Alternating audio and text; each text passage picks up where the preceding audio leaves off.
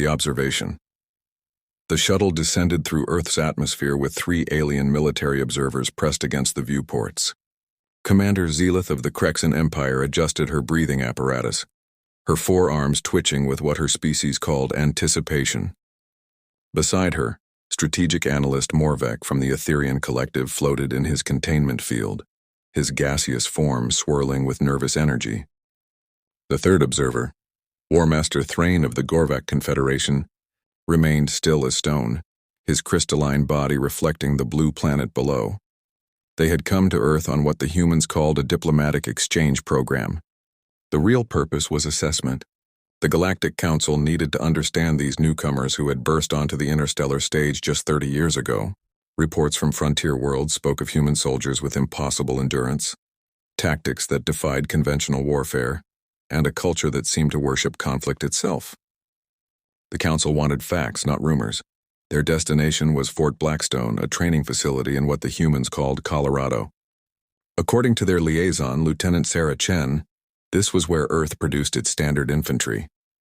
Not special forces, not elite units, just regular soldiers. The distinction seemed important to the humans, though the observers couldn't understand why. As the shuttle touched down, Lieutenant Chen met them at the landing pad.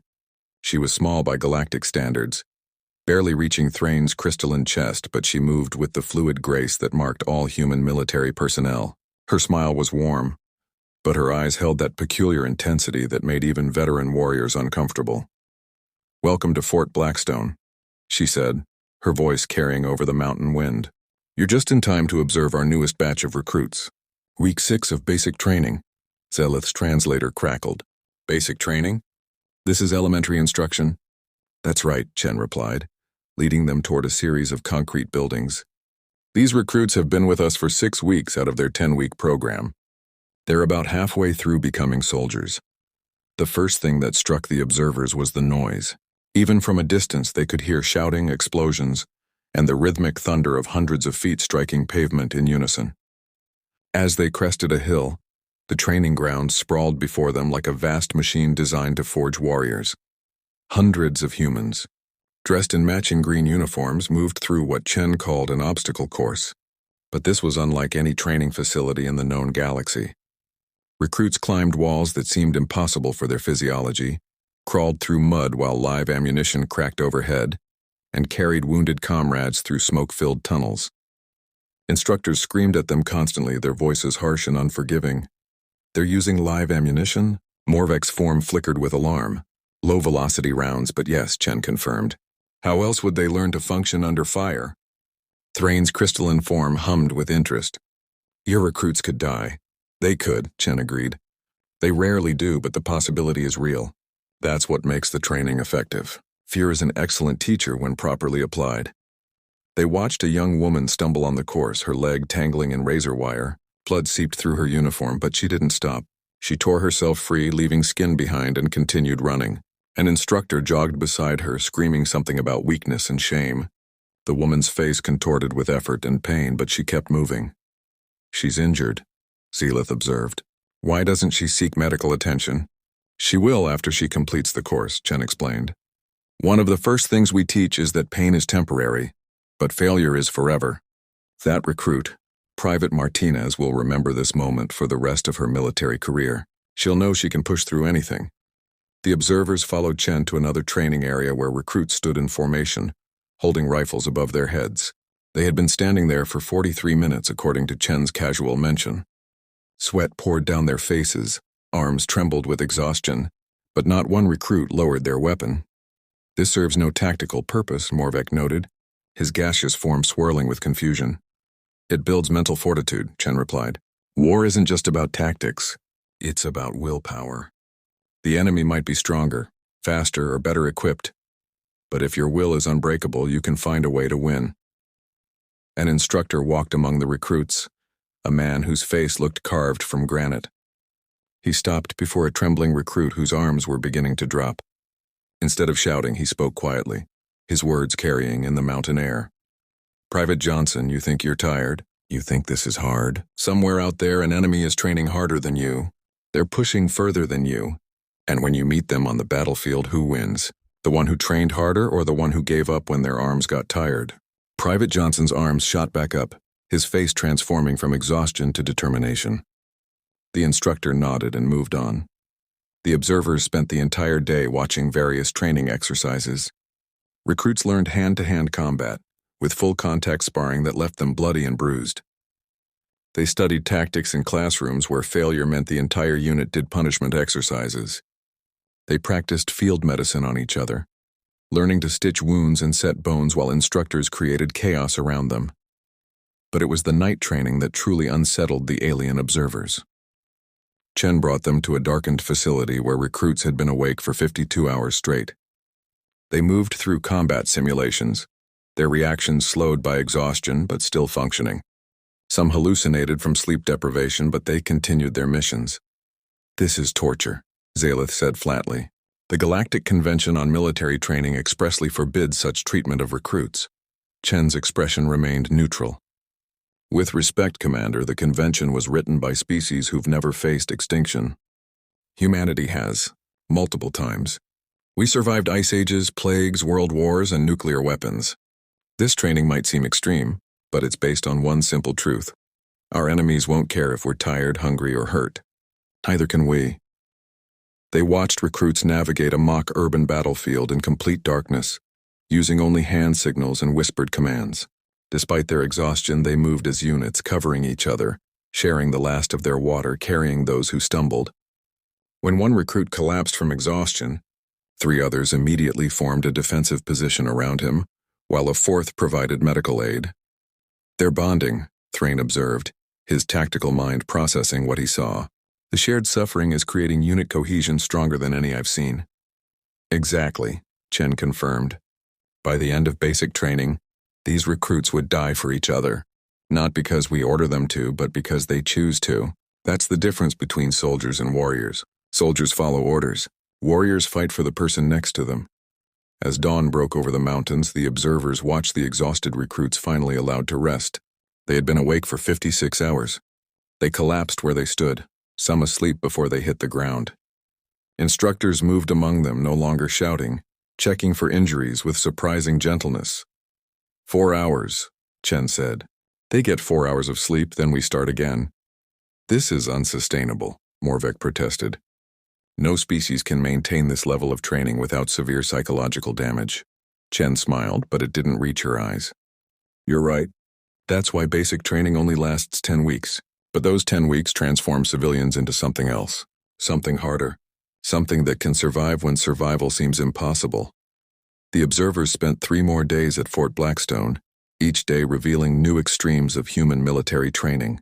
They watched recruits practice battlefield triage on pigs, learning how bodies came apart and how to put them back together. They observed psychological resistance training, where recruits were subjected to simulated capture and interrogation. They saw recruits learn to build explosives from household materials, to navigate by stars, to eat things that would poison most galactic species. On their final day, Chen brought them to a graduation ceremony. The recruits who had survived 10 weeks of hell stood in perfect formation, their faces transformed from the soft civilians they had been. These were not the same humans who had arrived at Fort Blackstone. These were weapons in human form, forged through suffering and determination. The base commander, General Marcus Stone, addressed the graduates. His voice carried across the parade ground with the weight of absolute authority. "You came here as individuals. You leave as soldiers. You've learned to push beyond human limits, to trust your brothers and sisters with your lives, to face death and keep fighting. But remember, you are not special forces. You are not elite. You are regular army. The baseline, the standard that every human soldier meets."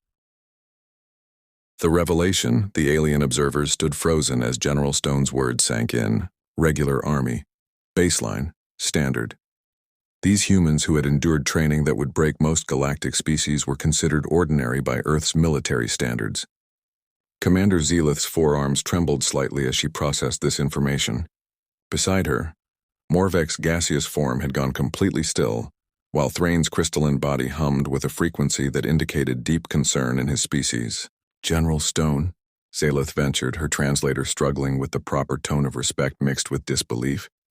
"If these soldiers represent your standard forces, What exactly constitutes your special forces? The general's weathered face cracked into what humans called a smile, though it contained no warmth. Would you like to see? Without waiting for an answer, Stone led them to a restricted section of the base. The security here was different, more subtle, but infinitely more dangerous. The guards didn't stand at attention.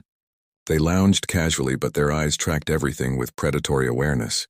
These humans moved differently, like shadows given form. In a nondescript building, 12 humans sat around a table studying holographic projections of an urban environment.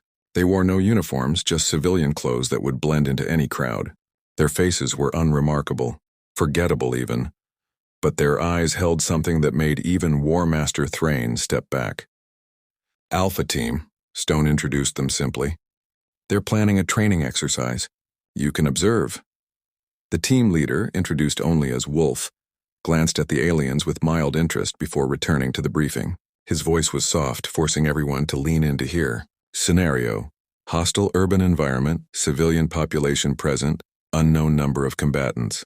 Mission: extract high-value target without alerting enemy forces. Time limit: 30 minutes from insertion to extraction. Acceptable casualties: 0 civilians, unlimited hostiles. 30 minutes? Morvek whispered to Chen. For an urban extraction? Chen nodded. They usually do it in 20. The extra 10 is for complications. The observers were led to an observation room overlooking a massive urban training facility. It was a perfect replica of a city district, complete with buildings, vehicles, and actors playing civilians. Hundreds of opposing forces, played by regular army units, patrolled the streets. Alpha Team entered from 12 different points, each member moving independently. They didn't look like soldiers. They looked like civilians, tourists, maintenance workers. One pushed a cleaning cart. Another carried shopping bags. They moved through the crowds, invisible. The regular army units, the same soldiers who had seemed so formidable during basic training, never saw them coming. Alpha Team members would appear from nowhere. Disable guards with precise touches that looked casual, but left grown men unconscious, then vanish back into the crowds. They communicated without radios, using micro-expressions and body language so subtle the observers' recording equipment couldn't detect it. Within 18 minutes, they had infiltrated the target building, neutralized 32 guards without raising an alarm, extracted the target, and were heading for extraction. The regular army units didn't know anything had happened until they found their unconscious comrades. Impossible, Thrain stated flatly.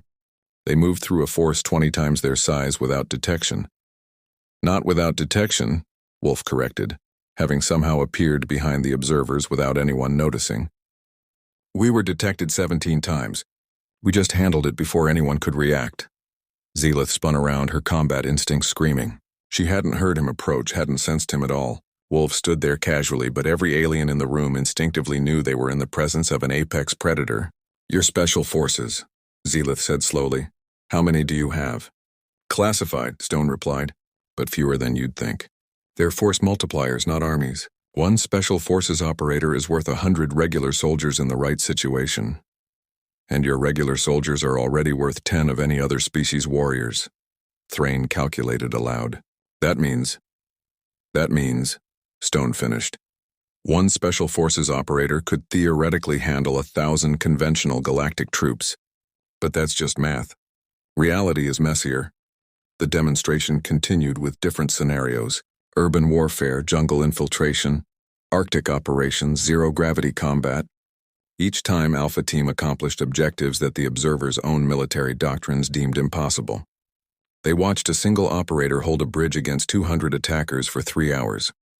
They saw 2 team members destroy an entire armored column using nothing but stolen enemy equipment. They observed a female operator infiltrate a fortified compound and eliminate 50 guards using only a knife, never once triggering an alarm. But it was the final demonstration that truly shattered the observers' understanding of human warfare. Alpha Team was given an impossible scenario: defend a civilian shelter containing 300 non-combatants against a force of 2,000 attackers with no reinforcements and limited ammunition.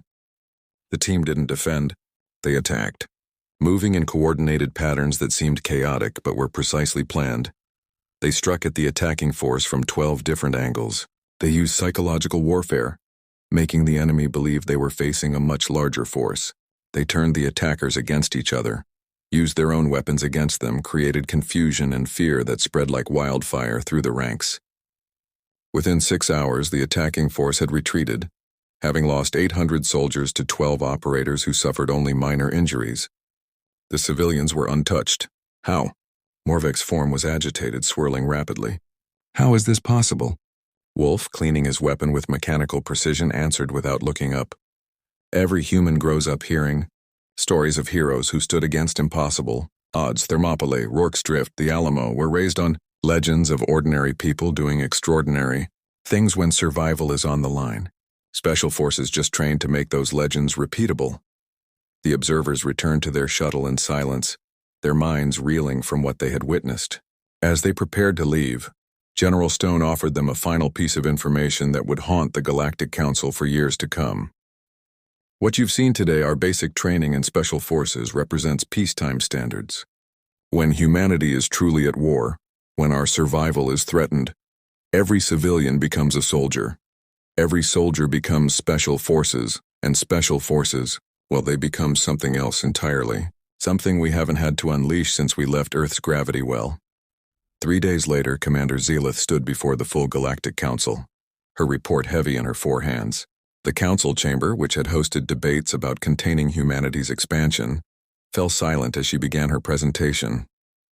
"Honored delegates," she began, her voice steady despite the tremor in her heart.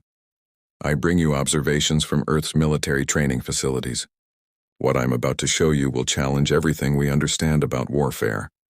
The holographic displays activated, showing footage of human basic training. Gasps echoed through the chamber as delegates watched recruits endure what most species considered death sentences. The obstacle courses, the sleep deprivation, the live ammunition exercises all played out before horrified eyes. This, Zealith paused for effect, is what humans consider elementary training. These are not their warriors. These are their standard soldiers, the baseline that every human combatant achieves. The Etherian ambassador's light flickered anxiously. "Surely their special forces receive different training." "Yes," Zealith confirmed, switching the display to Alpha Team's demonstrations. "They receive worse." The council watched in stunned silence as 12 humans dismantled forces that would conquer most worlds. They saw operators move like ghosts, strike like natural disasters, and disappear like smoke. They witnessed the impossible made routine. "By our calculations," War Master Thrain stepped forward, his report supplementing Zealith's, "a single battalion of human regular army, approximately 800 soldiers, could conquer most inhabited worlds in the galaxy. A team of their special forces could destabilize entire systems." The chamber erupted in panicked discussions. Some called for immediate military buildup, others for desperate diplomacy. The Gorvac delegation suggested a preemptive strike, while the Etherians proposed complete capitulation. It was the eldest council member, the ancient sage of Sirius, who silenced them all with a single question. What do the humans want? As if on cue, Earth's ambassador entered the chamber. Ambassador David Chen, Lieutenant Sarah Chen's father, walked with the measured pace of a diplomat but the bearing of a soldier. He had been waiting outside, knowing this moment would come. "Honored Council," he began, his voice carrying the weight of Earth's entire military might behind it. "Humanity doesn't seek conquest. We seek partnership. Our soldiers train for war so that we might have peace. Our special forces exist so that regular forces don't have to fight. We prepare for the impossible so that the possible doesn't destroy us." He paused, letting his words sink in. "You've seen what we can do. Now let me tell you what we choose to do. We choose to explore, to trade, to learn, to defend those who cannot defend themselves. Earth offers its strength not as a threat, but as a shield for the entire galaxy." The council remained silent, processing this offer. Finally, the sage spoke again. "And if someone threatens this peace you offer?" Ambassador Chen's expression hardened, and for a moment every delegate glimpsed the soldier beneath the diplomat. "Then they will learn why humanity trained so hard for war. They will discover that our regular army is indeed something to fear. Our special forces are nightmares made flesh, and if pushed to true extremity, they will face the full might of a species that has survived everything the universe could throw at it." He softened his tone slightly.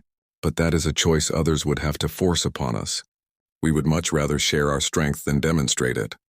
The question, honored delegates, is not what humanity can do. It's what we can do together. The vote was unanimous. The Galactic Council voted to accept Earth's proposal for a mutual defense alliance, not because they trusted humanity, but because they had seen the alternative. They had witnessed basic training that broke the laws of nature and special forces that broke the laws of physics. In the years that followed, human military advisors spread throughout the galaxy, teaching other species not to match human capability, but to find their own strengths. Human soldiers stood guard at council worlds, their mere presence deterring conflicts that had raged for centuries.